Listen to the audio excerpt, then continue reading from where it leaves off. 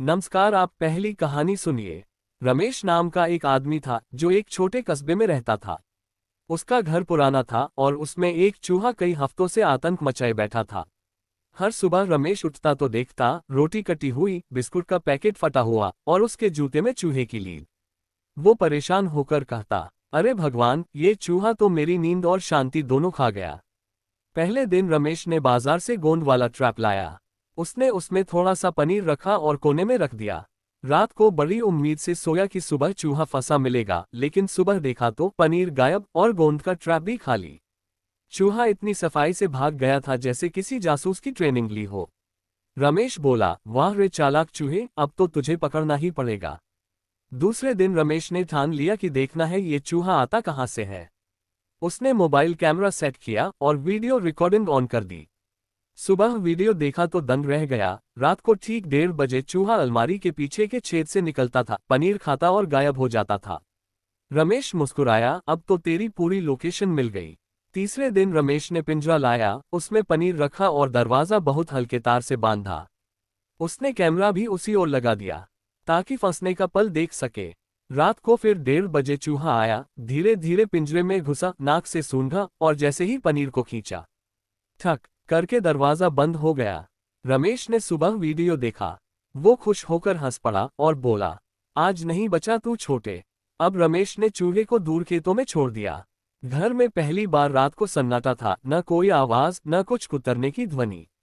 रमेश ने चैन की सांस ली और बोला, अगर दिमाग से काम लिया जाए तो सबसे चालाक चूहा भी फंस ही जाता है। मोरल ऑफ द स्टोरी, कभी कभी समस्या बड़ी नहीं होती, बस उसे हल करने का तरीका सही होना चाहिए। थोड़ा धैर्य, थोड़ा दिमाग, यही असली जाल है। दूसरी कहानी सुनिए। एक मोहन नाम का दुकानदार था। उसकी किराना की एक दुकान थी। उसकी दुकान में हर रोज रात को एक बड़ा चूहा आता था और चावल के थैले को कुतर जाता था। हर सुबह मोहन गुस्से में बोलता, अब तो या तो मैं रहूंगा या ये चूहा। उसने गोंद ट्रैप लगाया, फिर भी चूहा बच गया। उसने बिल्ली लाई, बिल्ली भी डर गई। फिर उसने सोचा, अब मैं इसे उसके दिमाग से हराऊंगा। मोहन ने उस जगह पर जहां चूहा रोज आता था, वहां थोड़ा सा पनीर और उसके आगे पारदर्शी प्लास्टिक का डिब्बा रख दिया। डिब्बे के नीचे लकड़ी की छड़ी थी जो धागे से बंधी थी। रात को जैसे ही चूहा आया, उसने पनीर खींचा, छड़ी गिरी और डिब्बा बंद। सुबह दुकान में लोग इकट्ठा हुए। मोहन बोला, चालाकी की जंग में इंसान जीता, लेकिन दिल से नहीं, क्योंकि इसे मैं खेत में छोड़ने जा रहा हूँ। तीसरी कहानी सुनिए। रीना नाम की एक स्कूल टीचर थी, लेकिन रात में उसे पढ़ाई से ज्यादा चिंता उस चूहे की रहती जो किताबों को कुतर देता था। एक दिन उसने देखा कि उसकी प्यारी किताब गुलिवर की यात्रा आधी खाई पड़ी है। अब रीना ने ठान लिया कि ये किताबखोर चूहे को पकड़कर ही रहूंगी। उसने लैपटॉप का वेबकैम चालू किया और किताबों की शेल्फ के सामने रख दिया। रात को रिकॉर्डिंग चली। सुबह देखा तो चूहा सबसे ऊंची शेल्फ तक चढ़ता और वहीं से कूदकर नीचे आता। अगली रात रीना ने वहीं पर ब्रेड रखी, जिसके नीचे एक हल्की लकड़ी का बॉक्स और उसके ऊपर डोरी बांधी। जैसे ही चूहे ने ब्रेड खींची, बॉक्स नीचे गिर गया। रीना ने सुबह वीडियो देखा तो हंसी रोक नहीं पाए। अब इसे भी पढ़ा दूंगी, कैसे पकड़े जाते हैं चालाक चूहे। चौथी कहानी सुनिए। रमाकांत नाम का एक इंजीनियर था। उसके घर में चूहा रोज टीवी के पीछे से निकलता और तार काट देता था। उसने कहा, अब विज्ञान दिखाएगा अपना कमाल। उसने एक पुराना पंखा, बैटरी और सेंसर लगाकर छोटा जाल बनाया। जैसे ही चूहा पनीर के पास पहुंचा, सेंसर ने पंखा चालू किया और पिंजरे का दरवाजा अपने आप बंद हो गया।